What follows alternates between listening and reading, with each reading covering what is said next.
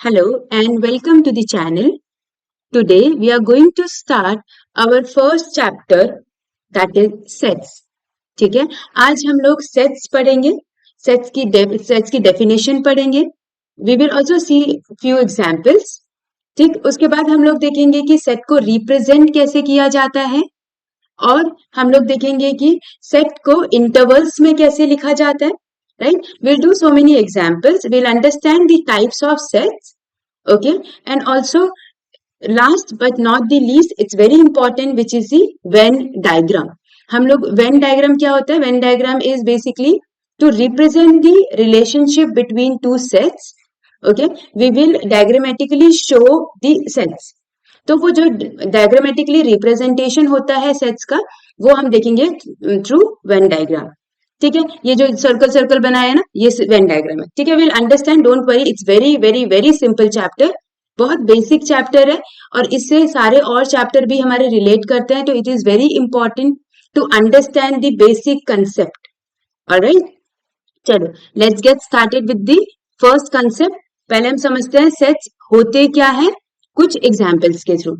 So I hope you can see there are few examples which is given on the left hand side and right hand side. ठीक है, पहले हम एक side वाले examples को observe करते हैं. ठीक है, before understanding the definition of sets हम लोग पहले ये समझते हैं कि क्या एग्जाम्पल्स हैं ये और ये क्या बता रहे हैं हमको. ठीक, अब देखो फर्स्ट एग्जाम्पल देखो क्या लिखा है, odd natural numbers less than 10. कौन कौन से नंबर्स होते हैं हमारे लेस देन 10? 1, 3, 5, 7, 9. चलिए इसके अलावा कोई और मुझे बता सकता है और नेचुरल नंबर लेस देन 10? नहीं होते हैं, राइट? यही तो होते हैं. सी फॉर द और natural number less than 10 means the same numbers, ये मेरे लिए भी सेम है, ये तुम्हारे लिए भी सेम है.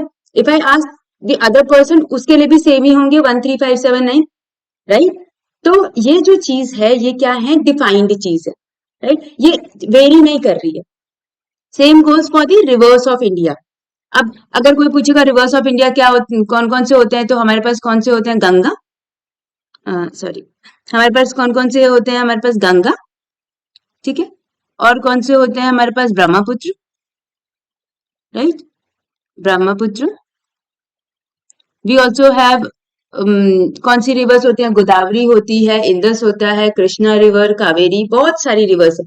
बट वो रिवर्स हमारे लिए भी सेम है, वो रिवर्स तुम्हारे लिए भी सेम है, वो बाकियों के लिए भी सेम है, isn't it? ठीक है, अब कोई पूछेगा vowels in the English alphabet. Again vowels कौन कौन से होते हैं हमारे पास? ए, ई, आई, ओ, यू. किसी और के लिए कुछ और वॉवल्स होते हैं? नहीं, राइट? सिर्फ वेरियस काइंड्स ऑफ ट्राइंगल्स. अब काइंड्स ऑफ ट्राइंगल्स मतलब we have to tell the types of triangles. अब हम लोग बोलते हैं on the basis of what? Angles. On the basis of sides. तो on the basis of sides होते हैं हमारे पास स्केलन, आइसोसेलेस एंड इक्विलैटरल. तो हम लोग ये सब लिख सकते हैं. स्केलन होता है, आइसोसेलेस होता है, उसके बाद इक्विलैटरल होता है. On the basis of angle equilateral. On the basis of angle अब तुम लोग लिख लेना, एक्यूट होता है, ऑब्ट्यूज होता है, राइट होगा. लेकिन ये सब हमारे लिए सेम है, राइट? मतलब ये वेरी नहीं करेगा किसी पर्सन टू पर्सन में. ठीक है, जस्ट ट्राई टू अंडरस्टैंड मैं बोलने की क्या कोशिश कर रही हूँ. Prime factors of 210. अब अगर मैं फैक्टर्स निकालूंगी 210 के, तो क्या क्या फैक्टर्स आएंगे? 2 आएगा. प्राइम फैक्टर्स क्या आएंगे? 2 आएंगे, 3 आएंगे, 5 एंड व्हाट? 7. 7 से डिवाइड हो जाएगा. ठीक है, ऐसे करके ना लिख के उसको 7 लिख देती हूँ मैं, कॉमा 7 लिख देती हूँ. ठीक है, तो यहाँ पे आ जाएगा हमारा 7. 2, 3, 5, 7, isn't it? अब आते हैं नेक्स्ट सोल्यूशन में. Solution of the equation x square minus 5x plus 6. I hope you know how to solve the quadratic equation, right? हम लोग क्या करेंगे? मिडिल टर्म स्प्लिट करेंगे. मिडिल टर्म स्प्लिट में कैसे होगा? x square minus 2x minus 3x plus 6 equals to 0. If you take x common from here, तो ये क्या बनेगा? x minus 2 minus 3 कॉमन लेंगे तो x minus 2. अब देखो 2 बन गए, x minus 3 और x minus 2 equals to 0. तो x की वैल्यूज हमारे पास क्या क्या आ गई? 2 and 3. Isn't it? तो इसका सोल्यूशन क्या होगा? 2, 3. अब ये जो 2, 3 मेरे ऑब्वियसली बात है, अगर हमें क्वाड्रेटिक मिडिल टर्म स्प्लिट और क्वाड्रेटिक इक्वेशन सॉल्व करना आता है तो हमारा सबका आंसर 2 और 3 ही आएगा. Isn't it? ठीक है, अगर तुम गलत सॉल्व करोगे तो गलत आएगा, बट आंसर इसका 2, 3 है. ठीक है, अब आ जाओ राइट हैंड साइड में. अभी हमने लेफ्ट हैंड साइड में क्या देखा कि ये सारी चीजें एक फिक्स्ड है, मतलब ये वेरी नहीं करेगी, ठीक है। अब राइट हैंड साइड वाले एग्जाम्पल देखो, collection of 5 dangerous animals in the world. अब जो डेंजरस एनिमल्स हैं वो मेरे लिए में भी कुछ और कोई भी एनिमल हो सकता है, तुम्हारे लिए में भी कोई भी एनिमल हो सकता है, तुम्हारे लिए में भी लायन टाइगर होगा, मेरे लिए में भी कुछ कुछ भी ऐसे मैं बोल दूं फॉक्स हो गया, मेरे लिए में भी डॉग हो गया, कुछ भी बोल सकती हूँ मैं डेंजरस एनिमल में, राइट। ऐसे सेम मतलब ये वेरी कर रहा है, राइट, मेरे मेरे में अलग वेरी कर रहा है, तुम्हारे में अलग वेरी करेगा, किसी और से पूछेंगे उसके लिए डेंजरस एनिमल कोई और होगा, isn't it. Collection of 5 best footballers.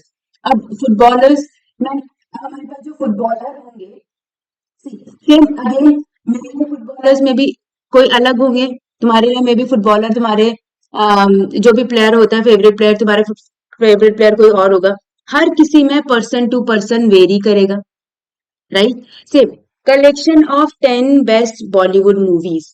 अब बेस्ट बॉलीवुड मूवीज, किसी को स्कैरी मूवीज पसंद है, मतलब किसी को थ्रिलर पसंद है, किसी को सस्पेंस पसंद है, किसी को कुछ भी ड्रामा पसंद है, किसी को साईफाई पसंद है, कुछ भी, राइट। तो हमारी चॉइसेस डिफरेंट होंगी ऑब्वियसली, यहाँ पर भी again person to person vary कर रहा है, ठीक है। Group of smart students in your class.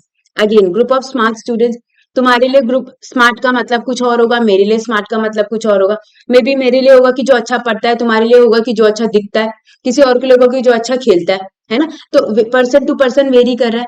Now what we have understood from these examples कि जो लेफ्ट हैंड साइड में जो एग्जांपल्स हैं वो सब डिफाइंड है, वेल डिफाइंड है, जो पर्सन टू पर्सन वेरी नहीं करता है। लेकिन यहाँ जितने भी एग्जाम्पल्स हमने देखे, ये हमने क्या देखे बेटा, जिसमें ये चीजें पर्सन टू पर्सन वेरी करेगा। क्या देखा? पर्सन टू पर्सन वेरी करेगा, it varies person to person. तो सेट्स अब क्या होते हैं? बस यही होते हैं सेट्स। सेट्स वो होते हैं जो कि वेल डिफाइंड होते हैं। वेल डिफाइंड मतलब जो पर्सन टू पर्सन वेरी नहीं करता है, that's it. Collection of well defined distinct objects. Distinct object मतलब सब अलग अलग होने चाहिए, ऐसे नहीं कि टू आ गया तो टू टू टू टू तुम 10 बार लिख दो। क्यों लिखने की जरूरत है? अगर टू कहीं है तो टू लिखो, सिर्फ सिंगल टू लिखो, बस खत्म। I hope you are getting my point, right. मतलब कोई भी चीज जो डिफाइंड है, जो पर्सन टू पर्सन वेरी नहीं कर रही है, जो सेम रहेगी सबके लिए, वो सेट्स होते हैं, दैट्स इट, ठीक है।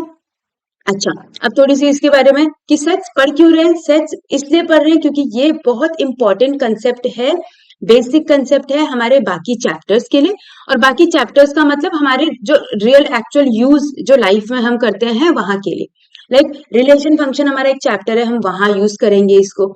ज्योमेट्री में हम लोग सेट्स का यूज करते हैं, सीक्वेंसेस में हम लोग सेट का यूज करते हैं। सीक्वेंस सीरीज अगर तुम्हें याद होगा, सीक्वेंस मतलब एपी जीपी वाली जो चीजें आती है, एपी अर्थमेटिक प्रोग्रेशन, जीपी तो तुम अभी इस साल पढ़ोगे, ठीक है। प्रोबेबिलिटी में तुम देखोगे इसका बहुत यूज है।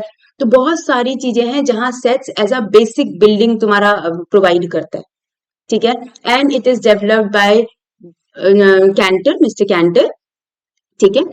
अब देखो सेट्स के अंदर हमारे पास जो चीजें, अभी यहाँ पे फिर से हम लोग एग्जाम्पल्स में जाते हैं। तुम्हें ये दिख रहा है, ये 1 3 5 7, फर्स्ट एग्जाम्पल को देखो, 1 3 5 7 9 दिख रहा है। इसको हम क्या बोलते हैं बेटा? ये क्या होते हैं? एलिमेंट्स। क्या बोलते हैं इनको? एलिमेंट्स। या क्या बोलते हैं इनको? एक और चीज इनका नाम है ऑब्जेक्ट्स, ठीक है। और जो सेट्स होते हैं ना बेटा, वो हमेशा क्या होता है? करली ब्रेसेस में लिखा जाता है। किसमें लिखा जाता है? करली ब्रेसेस में, ठीक है। और सेट को जो नाम लिखा जाता है वो ऐसे लिखा जाता है, ए कैपिटल लेटर से इक्वल्स टू, ऐसे करली ब्रेसेस में। यहाँ पे मैं तुम्हें दोबारा लिख के दिखाती हूँ।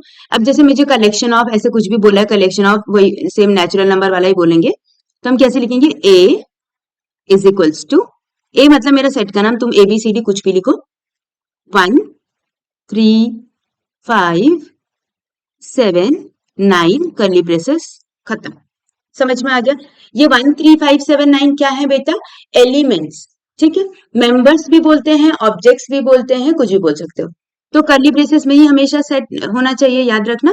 कैपिटल लेटर से डिनोट करते हैं। एलिमेंट्स अगर लेटर्स में है तो स्मॉल में करो। और तो ये नहीं मैं बोल रही हूँ कि बिल्कुल ही मैंडेटरी है तुम लोग स्मॉल में अंदर करो, कैपिटल में भी तुम्हें दिखेगा, बट ऐसे मतलब इन जनरल हम ऐसे डिफाइन करते हैं चीजों को, ठीक है। अच्छा, अब देखो, अगर सपोज मैं बोल रही हूँ कि 1 मेरा एलिमेंट है, किसका? ए का, तो मैं कैसे डिनोट करूंगी? 1 इज द एलिमेंट, एलिमेंट, इसको क्या बोलेंगे? 1 इज द एलिमेंट ऑफ ए। और क्या बोलूंगी मैं? इसको हम बोलते हैं 1 बिलोंग्स टू, क्या बोलते हैं बेटा? बिलोंग्स टू ए। मतलब 1 ए के अंदर आ रहा है, उसको हम बिलोंग्स टू बोलते हैं।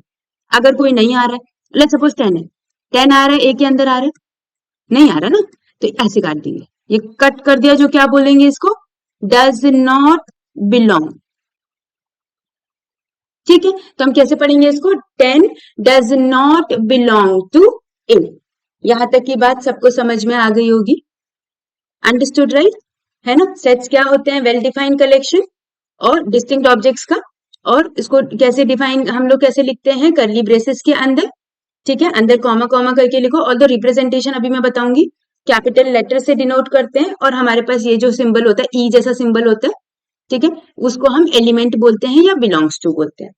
ठीक, चलो next point. Now representation of a set. अब सेट को रिप्रेजेंट करने के लिए हमारे पास दो वेज होते हैं बेटा, ठीक है। एक वे होता है जिसको हम बोलते हैं रोस्टर फॉर्म, और एक होता है जिसको हम बोलते हैं सेट बिल्डर फॉर्म। अब ये रोस्टर फॉर्म क्या होता है? रोस्टर फॉर्म होता है हमारे पास, जैसे कि अभी हमने जैसा लिखा सेम वही, अभी फिर से ऑड न वाला इवन वाला लिख दूं, इवन वाला लिखते हैं, ठीक है। मैंने लिखा इवन में b इज इक्वल्स टू, हमें बोला collection of even number less than 10, और less than and equal to 10 बोल दो, even number less than and equal to 10, 2 4 6 8। अच्छा, लेस देन 10 बोलेंगे तो नहीं लिखेंगे, इक्वल टू 10 बोलेंगे तो लिखेंगे। ये जो ऐसे फॉर्म में लिखा जाता है ना बेटा, इसको हम क्या बोलते हैं? क्या बोलते हैं? रोस्टर फॉर्म, ठीक है, टेबुलर फॉर्म। कुछ नहीं, बस नंबर्स लिख देने हैं अंदर। यहाँ तक पता चल गया कि सिर्फ ऐसे अंदर नंबर्स लिखना है। अभी अगर सपोज मेरे पास बोला वॉवल्स वाला, अगर मैं बोलूं, बात करूं वॉवल्स वाले की, तो वॉवल्स, ऑल दी वॉवल्स मतलब ए, ई, आई, ओ, यू, जैसे हम अभी तक लिख रहे थे वैसे। समझ में आ गया? तो इसमें हमारे पास जो रोस्टर फॉर्म में होता है, सी ऑर्डर मैटर नहीं करता है। कोई अगर बोलेगा मैम 2 4 6 8 10 की जगह अगर हम 8 6 4 2 10 लिखेंगे तो लिख लो, कोई दिक्कत परेशानी नहीं है सर। मैम ऑर्डर मैटर नहीं करेगा, ठीक। अगर हमें ऐसे लिखना है, लेट्स सपोज हमें दे रखा है स्कूल, स्कूल, ठीक है, हमें बोला है कि हमें सेट क्या करना है? सेट ऑफ जो भी हमारे लेटर्स हैं in school, set of all letters in school, in the word school. तो हमारे पास सी इज इक्वल्स टू, सी मतलब मैंने एक सेट लिया है, ठीक है। अब देखो कौन कौन से लेटर्स है मेरे पास? एस है, सी है, एच है, ओ है, 2 बार ओ है तो नहीं लिखेंगे, मैंने कहा था दोबारा नहीं लिखना है, एल है। अब ये मत बोलना कि पहले बताया था कि स्मॉल लेटर में, अभी हम कैपिटल लेटर में लिख रहे हैं। मैंने तुम्हें उस टाइम पे भी बोला था कि कैपिटल में भी लिख सकते हैं। अब यहाँ पे स्कूल कैपिटल में दे रखा है तो हम अंदर स्कूल कैपिटल में लिखेंगे, ठीक है। अब SCHOL लिखा है, तुम लोग LOHCS भी लिख सकते हो, मतलब आगे पीछे कुछ भी लिख सकते हो, अंडरस्टूड? ठीक है, अब आते हैं सेट बिल्डर फॉर्म में। सेट बिल्डर फॉर्म में बेटा हम लोग ऐसे लिखते हैं। सेट बिल्डर फॉर्म मतलब हम लोग सारे एलिमेंट्स में ऐसे एलिमेंट लिखते हैं जो कि हमारे पास उनकी एक सिंगल प्रॉपर्टी शो करे, एक कॉमन प्रॉपर्टी शो करे, और उनके अलावा अगर बाहर हमारे पास कोई भी एलिमेंट्स होंगे तो वो उस प्रॉपर्टी को शो नहीं करेगा। मतलब all the elements of A set possess a single common property which is not possessed by any element outside the set। अब इतनी बड़ी बात क्या बोल दी मैंने कि अभी देखो इस सेट को मुझे किस फॉर्म में लिखना है? सेट बिल्डर फॉर्म में। कैसे लिखेंगे? b इज इक्वल्स टू, यहां तक तो सब लिख लेंगे। अब एक वेरिएबल हमें डिफाइन करना पड़ता है। लेट्स सपोज मैं x डिफाइन कर रही हूं, तुम लोग को x नहीं करना है, तुम y कर लो, ठीक है। ये कर्ली ब्रेसेस मतलब सेट ऑफ ऑल x, इसका मतलब हुआ सेट ऑफ ऑल x, ठीक है। कॉलन का मतलब होता है such that, colon is such that x, again x मतलब जिस वेरिएबल की हम बात कर रहे हैं।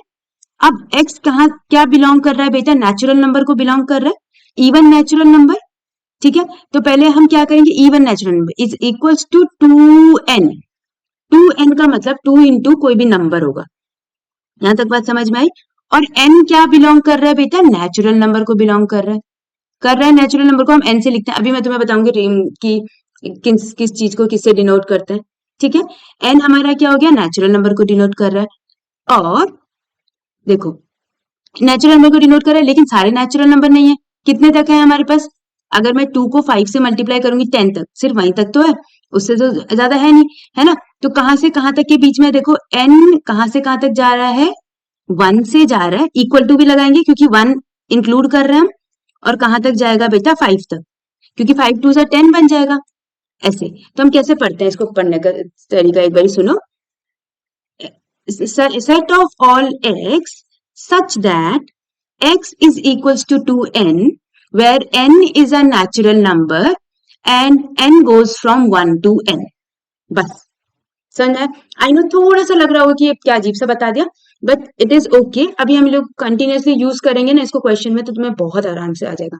अब जैसे ए के लिए बनाते हैं, चलो ए के लिए देखो मैंने ऐसे लिखा कर्ली ब्रेसेस, उसके बाद क्या लिखें बताओ तुम लोग, बताओ, एक्स लिख दूं फिर से, it is your choice, okay, don't worry about this variable, ठीक है।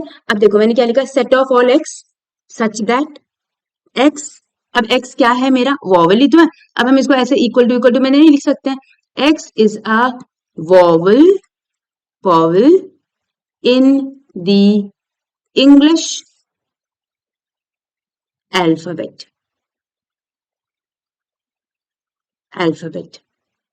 ठीक है। तो इसको कैसे भी लिख सकते हो। अच्छा, इसको ऐसे भी, इस वाली चीज को बी को हम ऐसे भी तो लिख सकते हैं, क्या लिख सकते हैं, इवन नेचुरल नंबर लिख सकते हैं हम लोग, even natural number less than 10 लिख सकते हैं। तो तुम ये भी लिख सकते हो, मतलब अगर तुम्हें ऐसा बहुत अजीब सा लग रहा है तो तुम लोग ये भी लिख सकते हो, b is equals to x is two, मतलब such that x is even natural number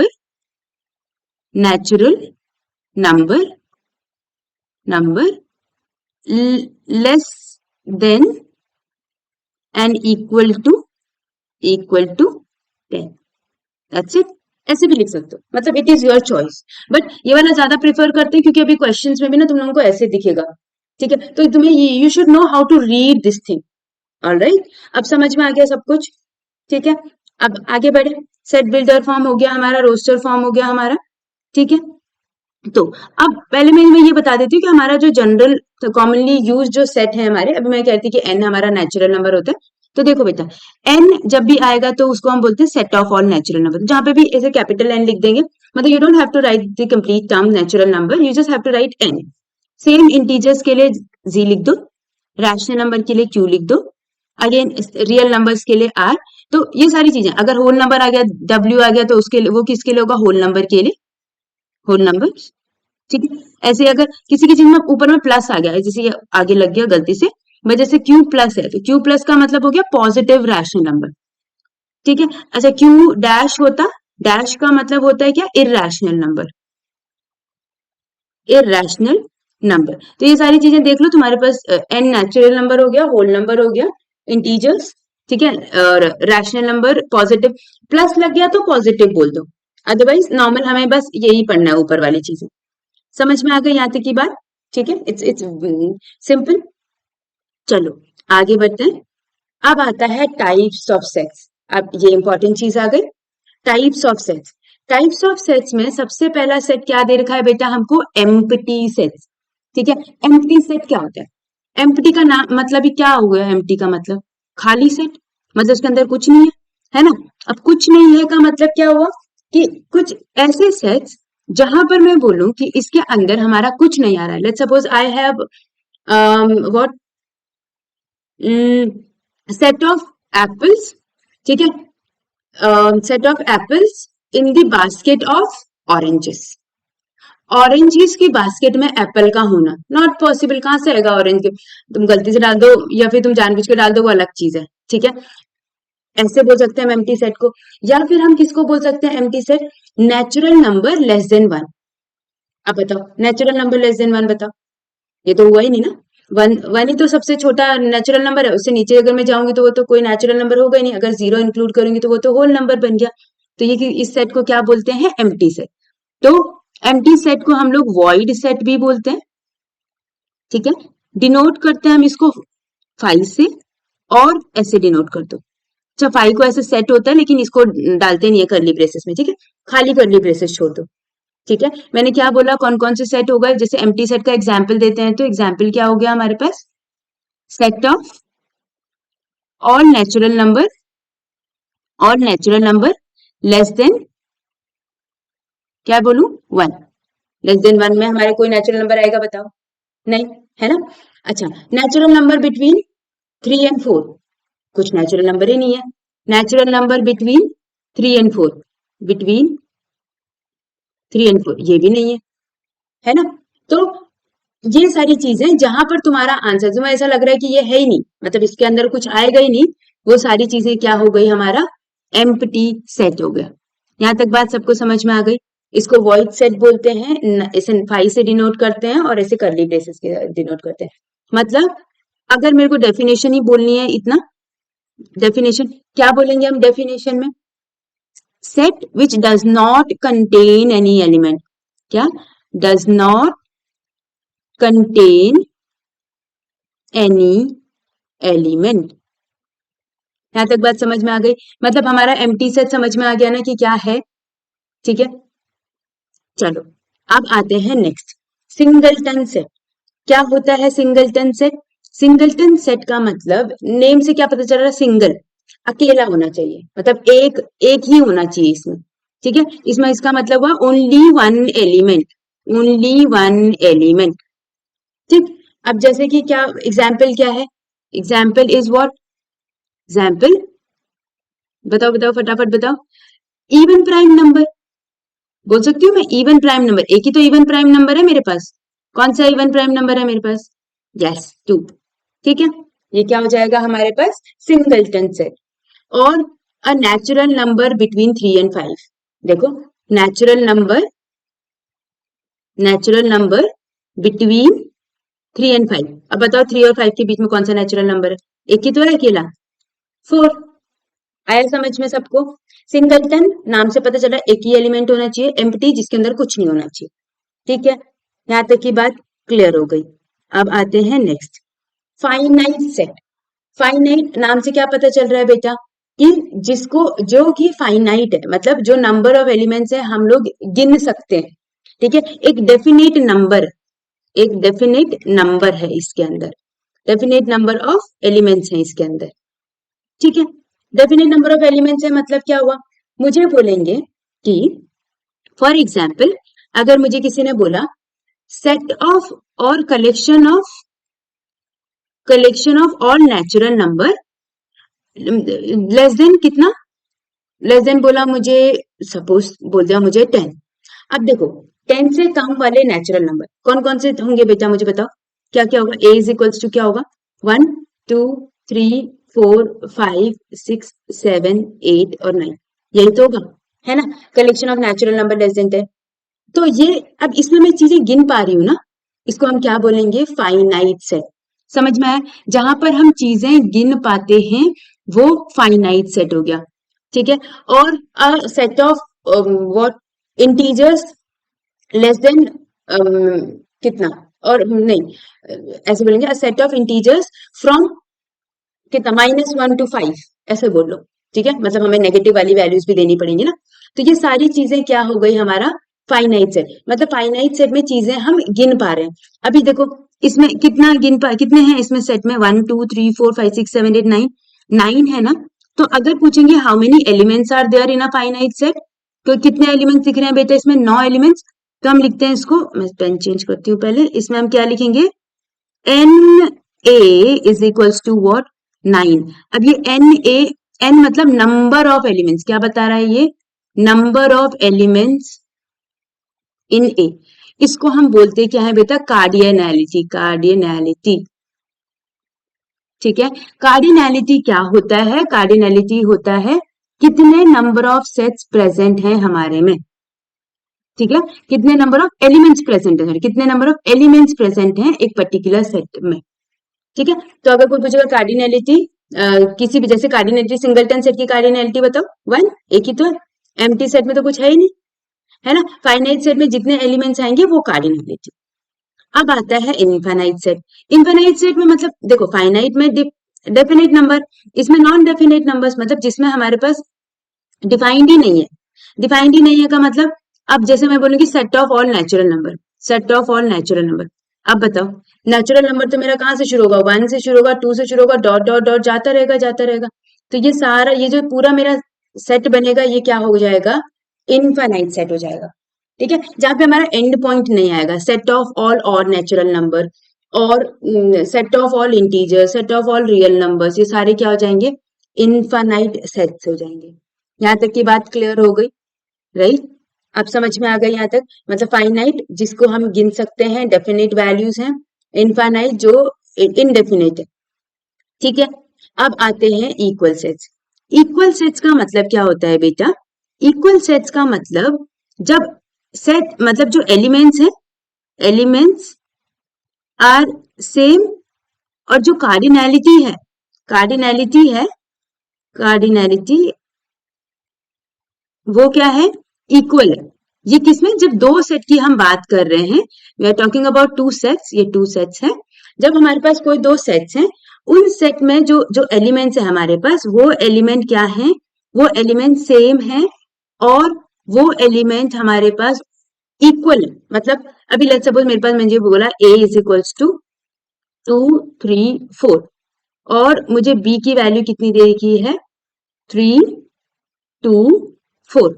अभी देखो a और b में नंबर ऑफ एलिमेंट्स कितने कितने, 3 एलिमेंट्स हैं, तो हम ऐसे लिख सकते हैं number of elements in a is equals to number of elements in b, मतलब कार्डिनैलिटी कितनी है, 3।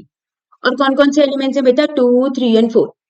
तो जब एलिमेंट्स भी सेम है और जब नंबर भी सेम है, उसको हम इक्वल सेट्स बोलते हैं। ठीक है, नंबर भी सेम और वो भी सेम, कार्डिनैलिटी भी सेम, समझ में आया? इक्विवेलेंट सेट क्या होता है, तो फिर इक्विवेलेंट मतलब only the cardinality are same, only cardinality same होती है। अब ओनली कार्डिनैलिटी का मतलब, अभी मुझे सेट एक सी दे दिया, तो सी अगर उसमें से दे दिया ए बी सी, ठीक है। अब देखो ए और सी हमारे इक्वल सेट नहीं बोलेंगे, A and C are what, equivalent, equivalent set. यहां तक की बात समझ में आई? इक्विवेलेंट में सिर्फ नंबर ऑफ एलिमेंट सेम होते हैं, बाकी और कुछ नहीं। यहां तक की बात क्लियर? ठीक है, empty set, singleton set, finite, infinite, equal, equivalent सब समझ में आ गया?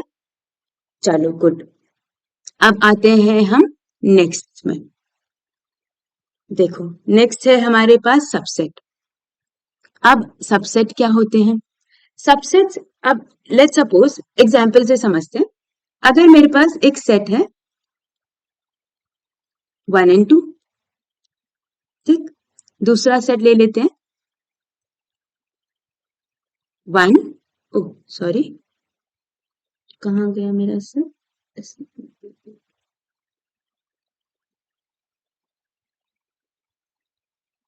1, ओह व्हाट हैपेंड, यहाँ लिखती हूँ, इसको इरेज कर देती हूँ, वेट,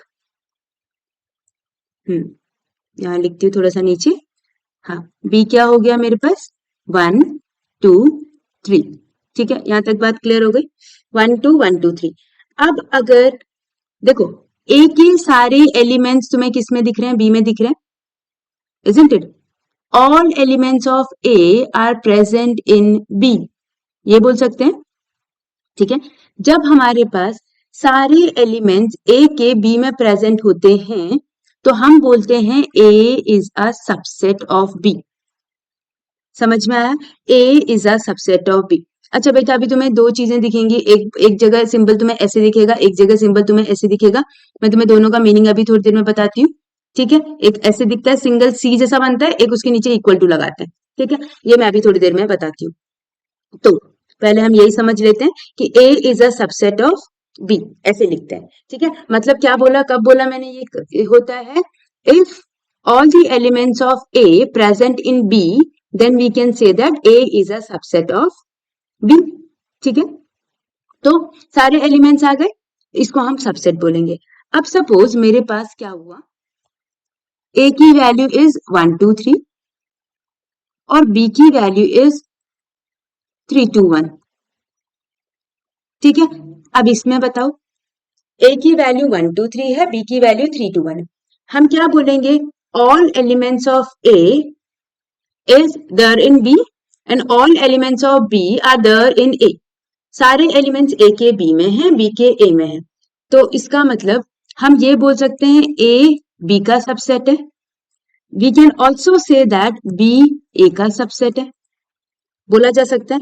मतलब ए और बी हमारे, दिस इम्प्लाइज व्हाट, ए क्या है हमारा, बी के इक्वल। ठीक है, तो जब वो इक्वल भी होता है ना, तो कभी कभी हम लोग ऐसे लगा सकते हैं, ऐसे लगाते थे।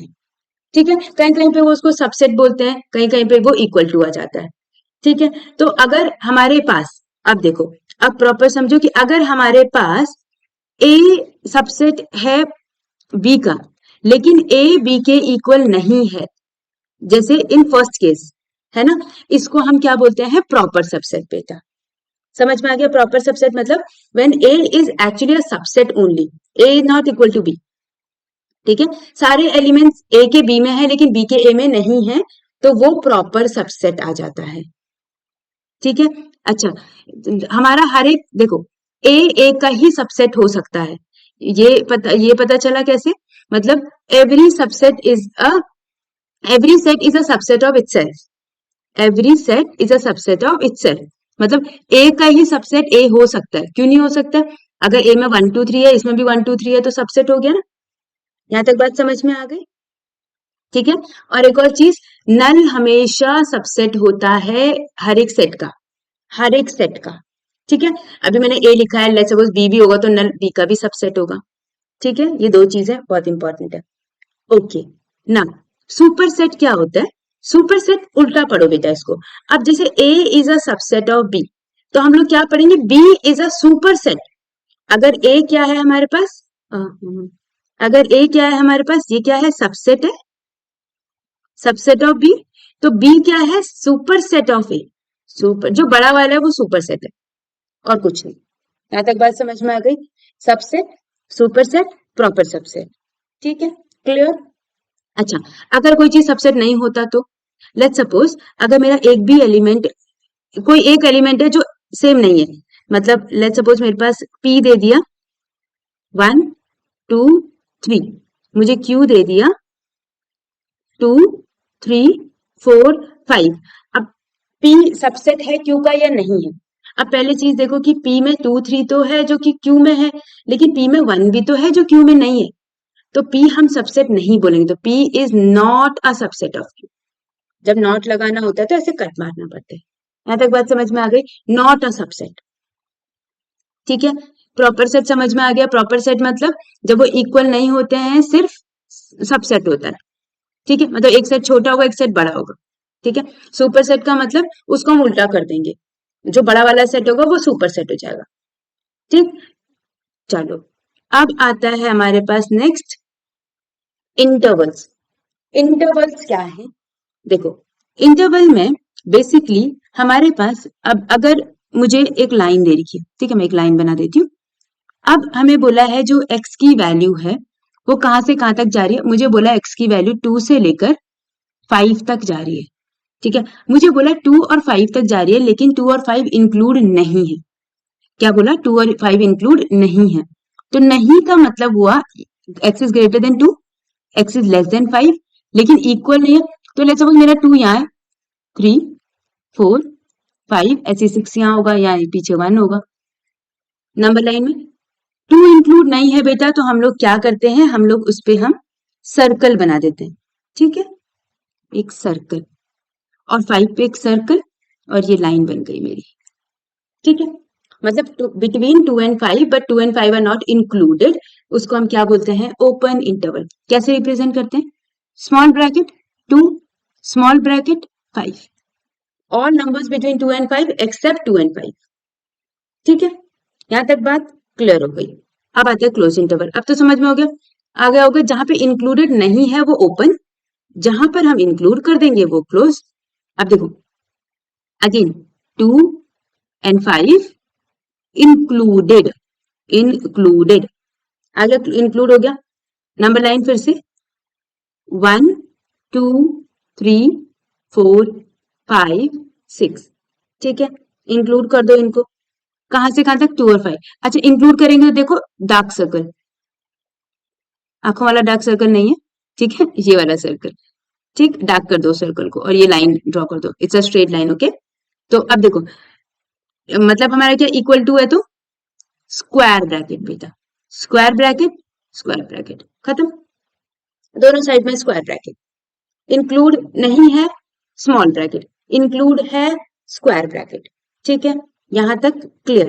अब आता है सेमी ओपन सेमी क्लोज, मतलब सेमी ओपन सेमी क्लोज मतलब चाहे सेमी ओपन बोलो चाहे सेमी क्लोज बोलो, बेसिकली है क्या हमारे पास, एक होता है हमारे पास ऐसे, ठीक है। अब अगर एक साइड से हमारा खुला है, मतलब ओपन इंटरवल है, एक साइड से हमारा क्लोज इंटरवल है, और पहले वाले साइड से क्लोज है, सेकंड वाले से, मतलब हम लोग ऐसे बोलते हैं लेफ्ट ओपन राइट क्लोज और राइट ओपन लेफ्ट क्लोज, एक वैसा, ठीक है। अब देखो, या तो फिर सपोज मैंने फिर से बोला 2 और 5 के बीच में, अब हम बोल रहे हैं पहले ऐसे बना देते हैं, ठीक है, एक लाइन मैंने यहां भी बना दी, फिर तुम लोगों को अच्छे से समझ में आ जाएगा, ठीक। फिर से 1 2 3 4 लिख दूं, 1 2 3 4 5 एंड 6, 1 2 3 4 5 6, 1 2 3 4 मत करना शुरू कर देना, गाना नहीं गाना है, ठीक है। हाँ, चलो, अब आएगा 2 to 5।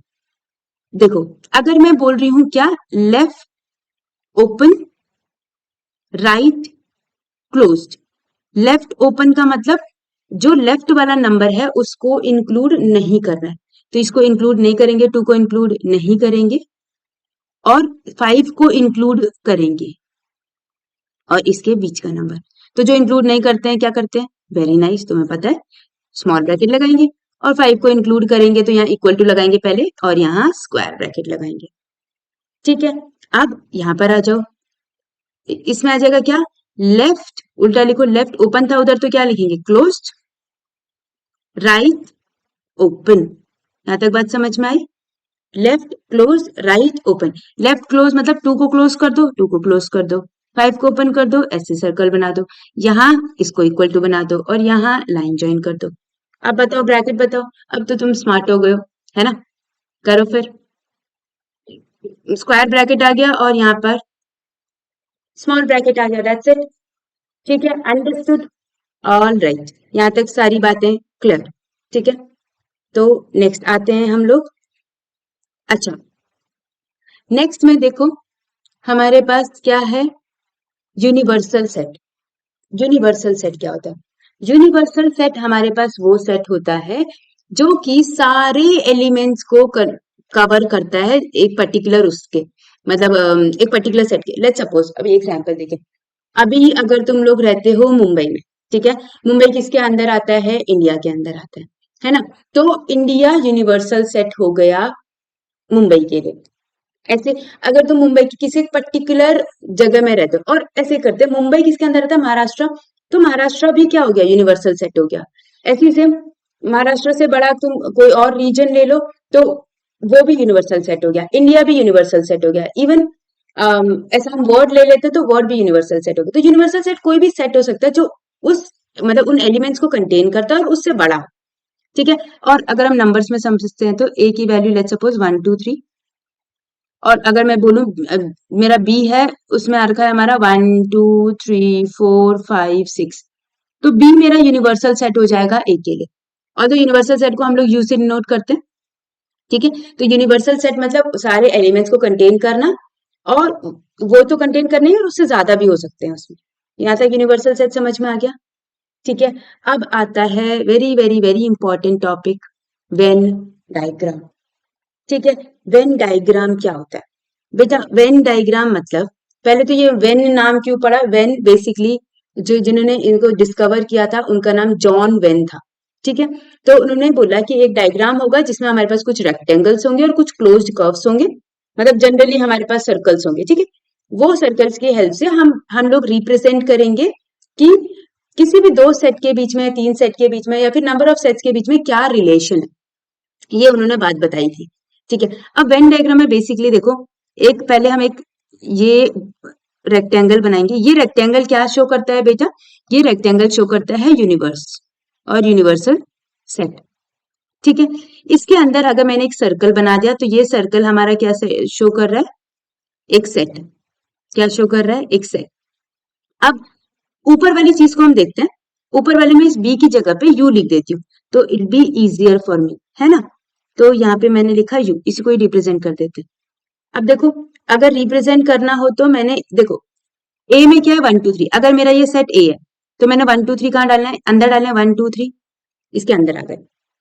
अब बोला है कि यूनिवर्स में 1 2 3 4 5 6 होने चाहिए। अब 1 2 3 तो है ही उसके अंदर, बचा क्या 4 5 6, वो ए के अंदर नहीं आना चाहिए, कहीं भी डाल दो 4 5 6। ये तुम्हारा वेन डायग्राम होता है। ठीक है, एलिमेंट्स जो होते हैं सेट्स के वो ऐसे अंदर, अगर सेट के अंदर है तो उसके अंदर लिखा जाएगा, और सेट में नहीं है, यूनिवर्स में है तो बाहर लिखा जाएगा, बट रेक्टेंगल के अंदर लिखा जाएगा। यहाँ तक बात क्लियर हो गई। अब इसमें ही वेन डायग्राम में ही हमारे पास ना देखो बहुत सारे हमारे ऑपरेशंस आते हैं वेन डायग्राम में, जैसे यूनियन, इंटरसेक्शन, कॉम्प्लीमेंट्स, ये सारी चीजें इसमें आती है। ठीक है, तो ये वेन डायग्राम में अभी अगर मैं यूनियन हम पढ़ते हैं, ठीक है, तो यूनियन में समझ में आ जाएगा कि मैं यूनियन का मतलब क्या बोल रही हूँ। तो ये सारे ऑपरेशंस हैं, जैसे यूनियन, लेट्स सपोज मुझे बनाना है ए यूनियन बी। क्या बनाना है, ए यूनियन बी। दो सेट्स हैं मेरे पास, ऐसे हम सेट, एक मैं यूनिवर्सल सेट लेके चलती हूँ, 1 2 3 4 5। एक सेट में ए लेके चल रही हूँ जिसमें आ जाएगा 2 3। एक सेट में बी लेके चल रही हूँ, बी में ले लिया मैंने 3 4 5। यहां तक चीजें समझ में आ गई। ठीक है, अब हम लोग आ जाते हैं कि यूनियन, इंटरसेक्शन, ये सारी चीजें क्या होती है। ठीक है, तो यूनियन, इंटरसेक्शन, ये सारी चीजें क्या होती हैं हमारे पास। देखो, अगर ए यूनियन बी बोल रही हूं मैं, तो अगर A union B, A union B ऐसे लिखते हैं, यू लिखते हैं बेटा। ठीक है, यू लिखते हैं हम इसमें। तो बेसिकली क्या होता है कि ए और बी में जो दोनों में एलिमेंट्स प्रेजेंट हैं वो सारे, ए और बी में जो दोनों दोनों में प्रेजेंट है उसको हम यूनियन बोलते हैं। अब all elements in A and B, समझ में आया क्या बोला, all elements in A and B, और you can say that a set which contain all the elements of A and all the elements of B, कुछ भी बोलो तुम। अब देखो कौन कौन से एलिमेंट्स है ए और बी में, देखो 2 है, 3 है, 4 है, 5। अब 3 दो दो बार आएगा तो हम दो दो बार नहीं लिखेंगे, ठीक है, 2 3 4 5। यहाँ तक बात समझ में आ गई। 2 3 4 5 सारे एलिमेंट्स होंगे हमारे पास। ठीक है, क्लियर। अब आता है इंटरसेक्शन ऑफ सेट्स। इंटरसेक्शन का मतलब होता है बेटा कॉमन।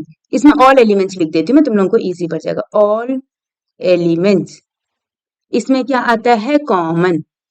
क्या आता है, कॉमन। ठीक है, अब मुझे ये बताओ ए और बी में क्या कॉमन है। पहले तो इसका साइन देखो, उल्टा यू। ठीक है, उल्टा यू। ए और बी में क्या कॉमन है, मतलब सेम क्या है, बस इतना देखो। 3 तो है सेम, और तो कुछ सेम ही नहीं है, 3, बस खत्म। इंटरसेक्शन का मतलब समझ में आ गया। अभी हम इसको वेन डायग्राम से भी समझेंगे। ठीक है, एक आता है डिसजॉइंट सेट। डिसजॉइंट का मतलब होता है जिसमें कोई भी चीज कॉमन ना हो, no intersection, no intersection.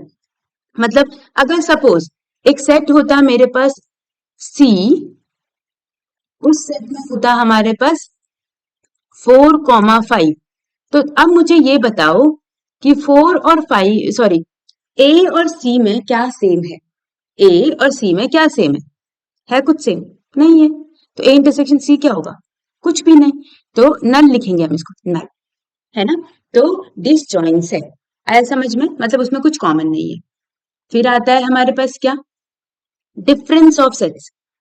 Difference of sets का मतलब क्या हुआ, लेट्स सपोज अगर मैंने बोला ए माइनस बी, मैंने क्या बोला, ए माइनस बी, इसका मतलब होता है elements of A, elements of A not in B.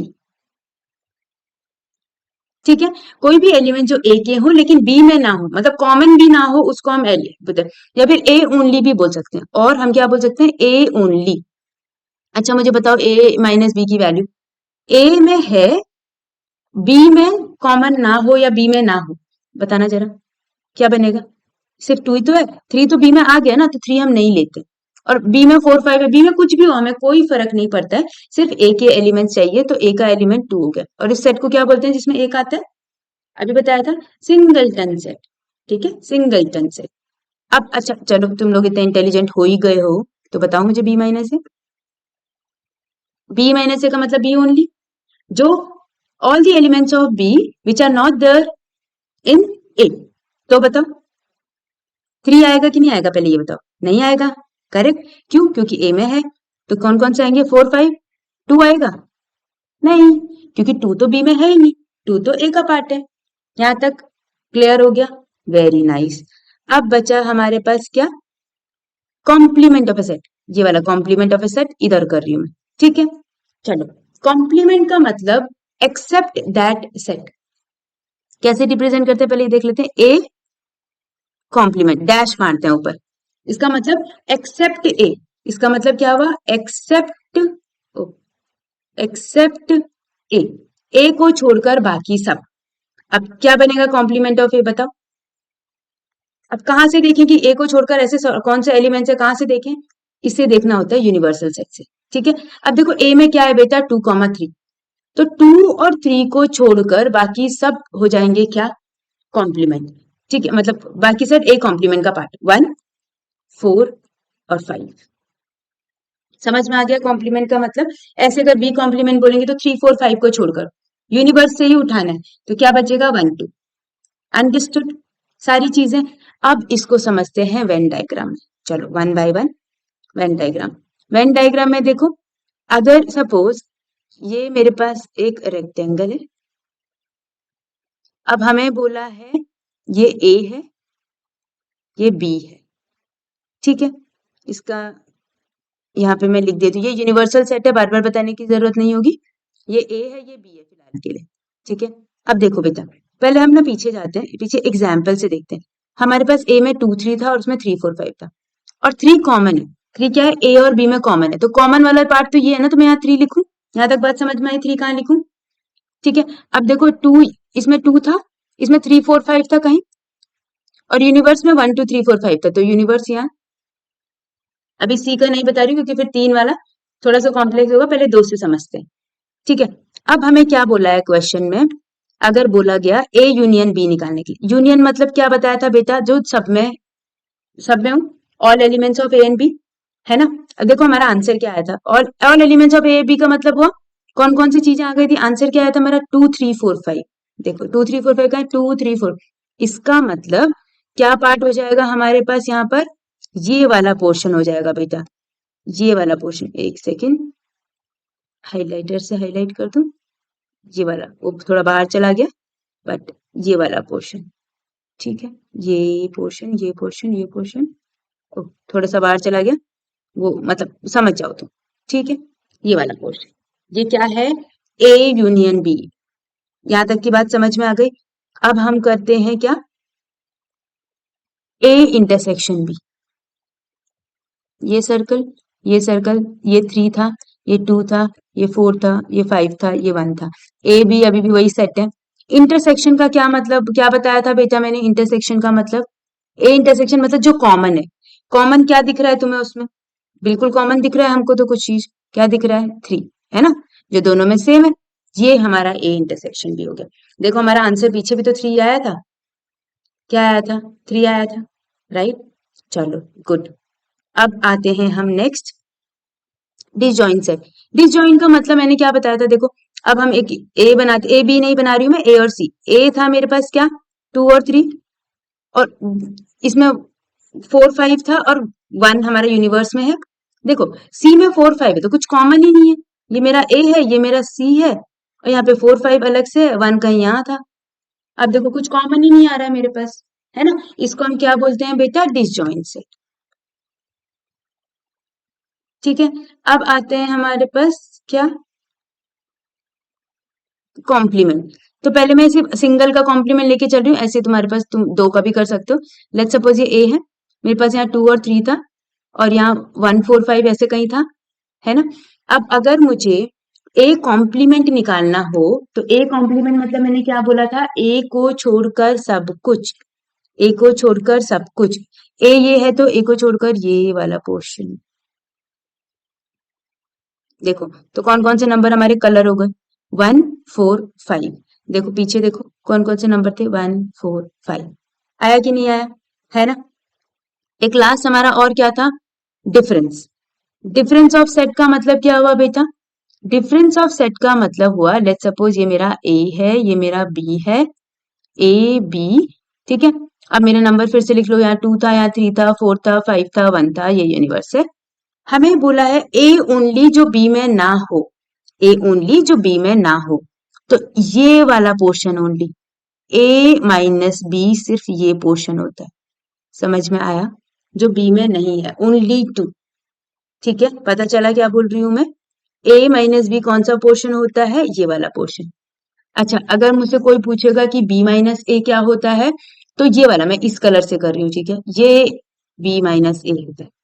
मैं यहाँ पे लिख देती हूँ इसको बी माइनस ए, इसका नाम क्या है, बी माइनस ए, ठीक है।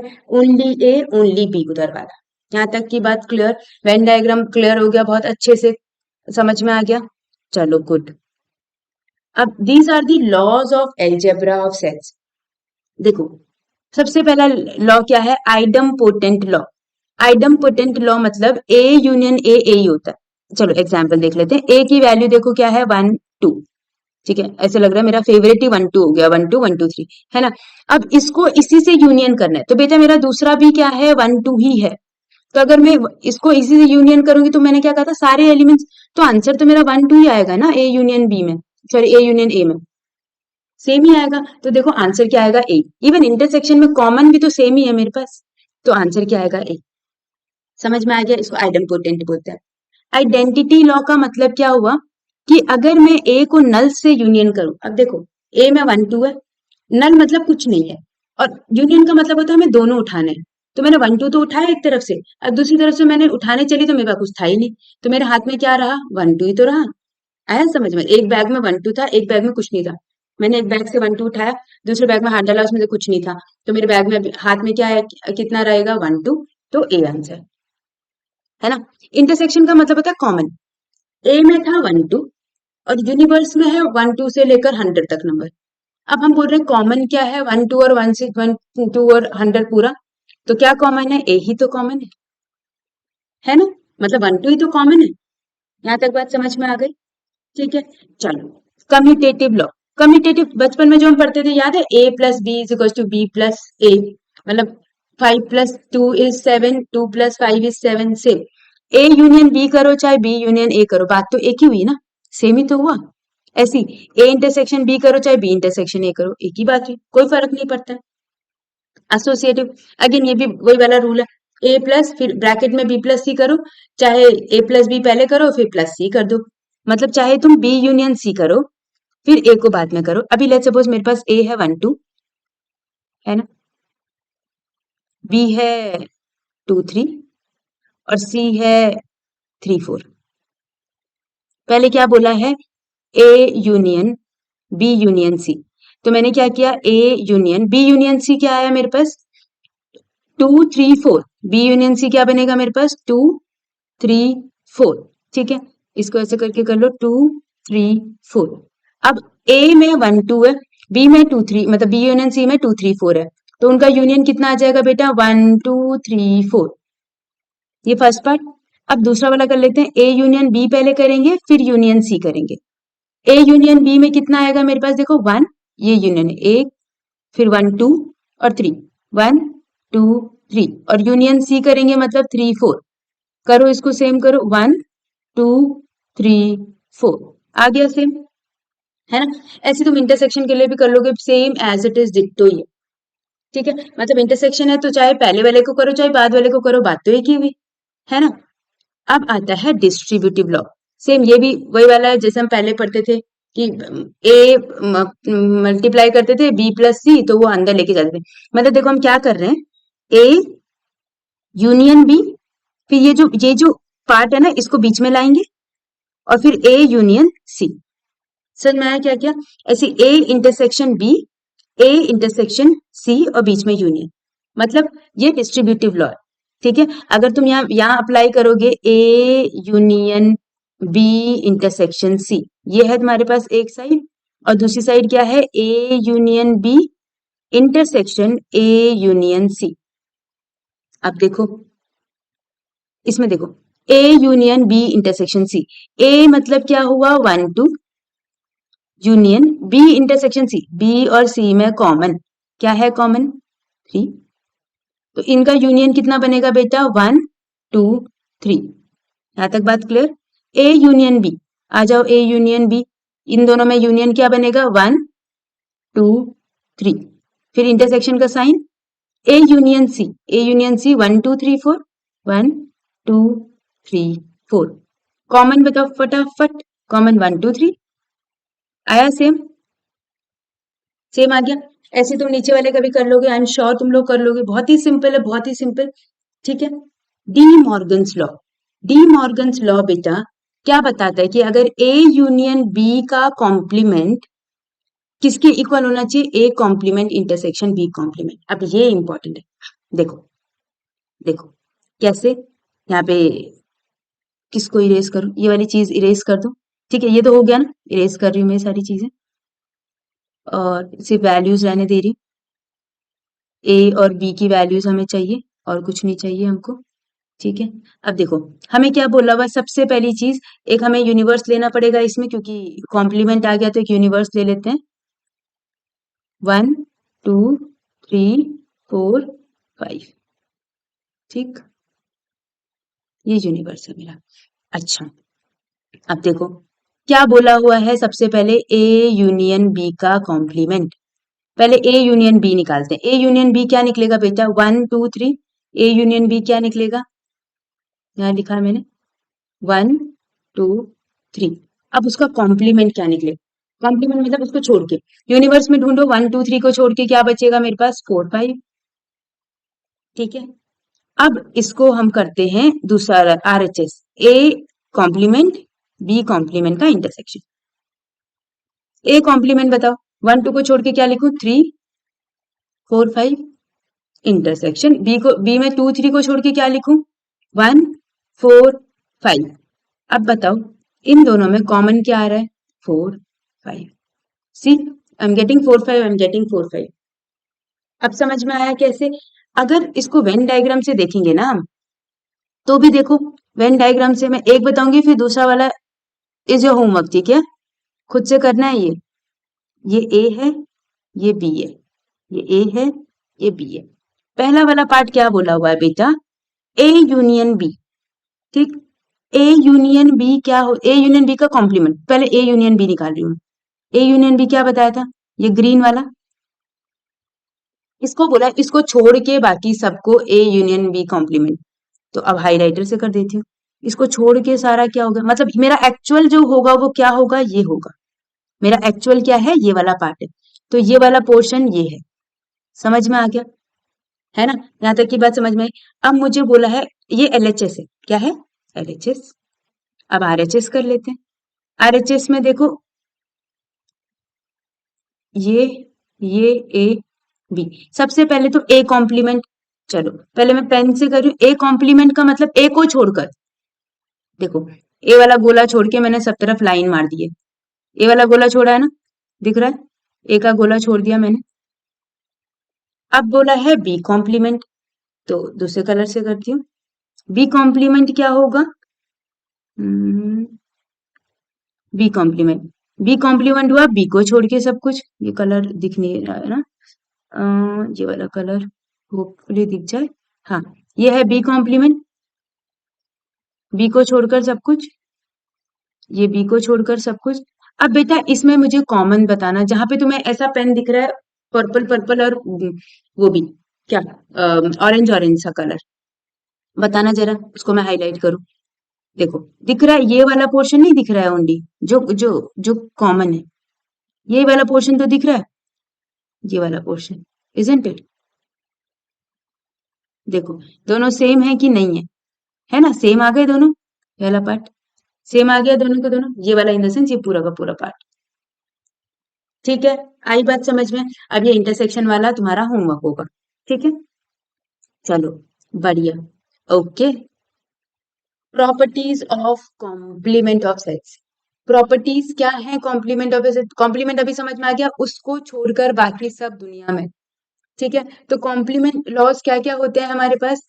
एक होता है, देखो पहला तो ए कॉम्प्लीमेंट का मतलब हुआ, ए कॉम्प्लीमेंट ऑफ कॉम्प्लीमेंट का मतलब हुआ कि सेम सेट, मतलब अगर मेरे पास ए है 1 2, यूनिवर्सल सेट है 1 2 3, ऐसे देखो 1 2 3 और ए है मेरे पास 1 2, तो ए कॉम्प्लीमेंट क्या होगा बेटा मेरा 3। लेकिन अगर मैं इसका फिर से कॉम्प्लीमेंट निकाल दूं तो 3 को छोड़ के फिर से क्या आ जाएगा 1 2। तो देखो हर बार तो मेरा सेम ही कॉम्प्लीमेंट आ जा रहा है ना, मतलब सेम ही आ जा रहा है ना, तो इसको हम बोलते हैं ए कॉम्प्लीमेंट का कॉम्प्लीमेंट तो सेम आ जाता है, ठीक है। दूसरा क्या है हमारे पास, दूसरा प्रॉपर्टी नल का कॉम्प्लीमेंट। बेटा नल को छोड़ के सब कुछ, मतलब किसी को नहीं वो कर रहा है, हमने कुछ लिया ही नहीं तो उसको छोड़ के सब कुछ, तो उसको छोड़ के सब कुछ तो यूनिवर्स ही आ जाएगा, है ना। यू कॉम्प्लीमेंट, यूनिवर्स का कॉम्प्लीमेंट। अब यूनिवर्स को छोड़ के सब कुछ, अब यूनिवर्स को छोड़ के तो हमारे पास कुछ भी नहीं बचता, क्या बचेगा? नल। 1 2 3 4, देखो ए यूनियन ए कॉम्प्लीमेंट। अब बताओ ए है मेरे पास 1 2, है ना, ए कॉम्प्लीमेंट है मेरे पास 3। अब इन दोनों का कॉम्प्लीमेंट अगर मैं यूनियन करूं तो क्या बनेगा जरा बताओ? 1 2 3, यूनिवर्स बना कि नहीं बना? तो यूनिवर्स। अच्छा, A intersection A complement, intersection बताना दोनों में क्या कॉमन है 1 2 और 3 में? नथिंग, तो क्या आएगा? नल। अच्छा, अगर तुम लोगों को कंफ्यूजन हो रही है कि ये यू यूनिवर्स भी हो रहा है यूनियन भी हो रहा है, तो बेटा अगर दो सेट के बीच में आएगा चीज, जैसे ये देखो सेट के बीच में है ना, तो ये यूनियन, अगर अलग से यू लिखा है तो यूनिवर्स, ठीक है, इतना कंफ्यूजन वाली चीज है नहीं है, ठीक।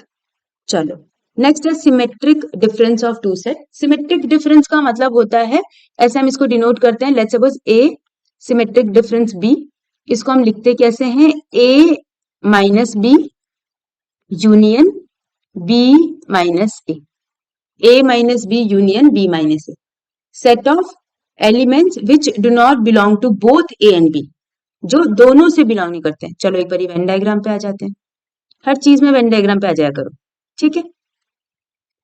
अब ए माइनस बी, अब तक तो तुम लोगों को बहुत आ गया होगा कि ए माइनस बी कहाँ रिप्रेजेंट करूं। ए माइनस बी मतलब ए को छोड़, मतलब ए में सारे एलिमेंट जो बी में नहीं है, तो ये कॉमन हटा दूं, और बी माइनस ए में क्या करूं? बी में एलिमेंट्स जो कॉमन नहीं है, तो ये सारी ये चीजें क्या हो गई मेरे, ये दोनों मिला के मेरा क्या बन जाएगा? ए डेल्टा बी, मतलब सिमेट्रिक डिफरेंस। यहां तक बात समझ में आ गई?